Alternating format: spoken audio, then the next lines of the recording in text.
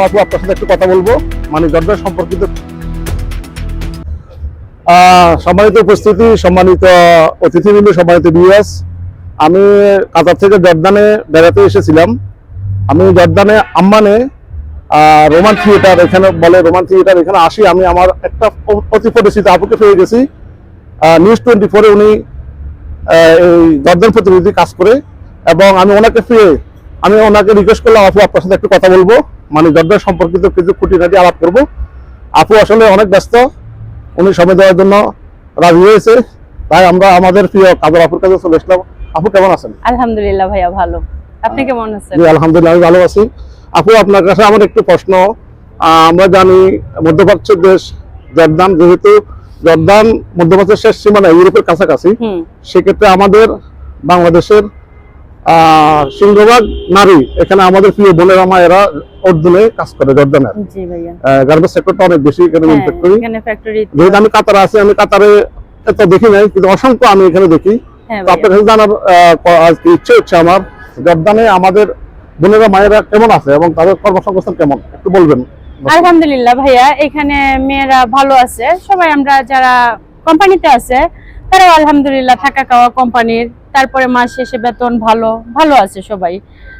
মূলত এখানে আমরা যারা বাইরে আছি তাদের হয়তো একটু সমস্যা হইতে পারে, কিন্তু যারা ফ্যাক্টরিতে আছে তারা অনেক ভালো আছে, হ্যাপি আছে সর্বদিক দিকেই। আরেকটা বিষয় আপু, আমি জানি আপনি আসলে এখানে আপনার ব্যবসা বাণিজ্য আছে, বিশেষ করে আপনি সাংবাদিকতা করেন, বিশেষ করে আমি যতটুকু খবর নিয়েছি আপনি অত্যন্ত ভালো মনের মানুষ। আপনার করণীয় মানে ভবিষ্যতে যদি নতুন আমাদের বোনেরা, আমাদের আম্মুরা যারা আসবে, তাদের করণীয় কি?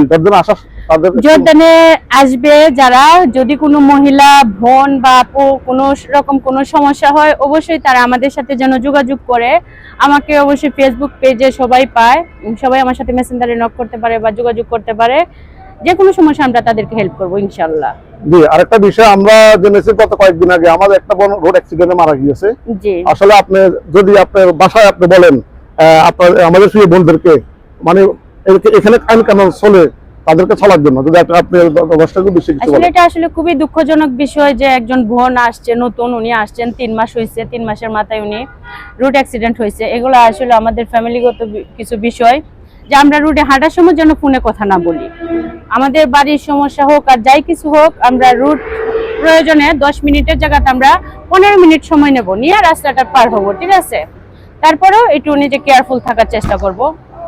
জি, আরেকটা বিষয় আপু, আপনার কাছে আমার প্রশ্ন, যেহেতু আপনি নিউজ 24-এ কাজ করেন, আমার আপনার কাছে অনুরোধ থাকবে, শুধু জর্দান না, আপনি মধ্যপ্রাচ্যের দেশ যেমন সৌদি আরব, কাতার, কুয়েত, যেহেতু আপনি অনলাইনে অ্যাক্টিভ আছেন, আমি দেখি প্রায় সময় আপনি ফেসবুক পেজের মাধ্যমে, আপনার নিউজের মাধ্যমে আমাদের যে দুঃখজনক দশা প্রবাসীদের একটু আপনি উঠিয়ে ধরবেন। আপনি জানেন অনেকে চাকরি করে, চাকরির মাস শেষে বেতন পায় না, এই বিষয়ে আপনি একটু প্রবাসীদের জন্য একটু কিছু কাজ করবেন ইনশাআল্লাহ ভাইয়া। এটা চেষ্টা করব, যদি আমাকে কেউ এরকম নিউজ দেয়, অবশ্যই আমাদের এখানে বাংলাদেশ এম্বাসি আছে, চেষ্টা করব তাদের সাথে কথা বলার। যদি কারো কোনো সমস্যা হয়ে থাকে অবশ্যই সে বিষয়ে কথা বলার চেষ্টা করব আমাদের এম্বাসিতে। এবং আমাদের এম্বাসিতে যারা আছেন সবাই মোটামুটি খুবই ভালো, সবাই মানে যে কোনো অভিযোগ নেওয়া যায়, তাদের অভিযোগগুলো খুব দ্রুত গ্রহণ করে এবং দ্রুত এটা কার্যকর হয়। ধন্যবাদ আপু আপনাকে, আসলে আপনি ব্যস্ততার মাঝে আমাদেরকে সময় দেওয়ার জন্য। সুপ্রিয় দর্শক মণ্ডলী, এতক্ষণ আমরা কথা বললাম নিউজ 24 চ্যানেলের জর্দান সাংবাদিকা কাজল খানের সাথে।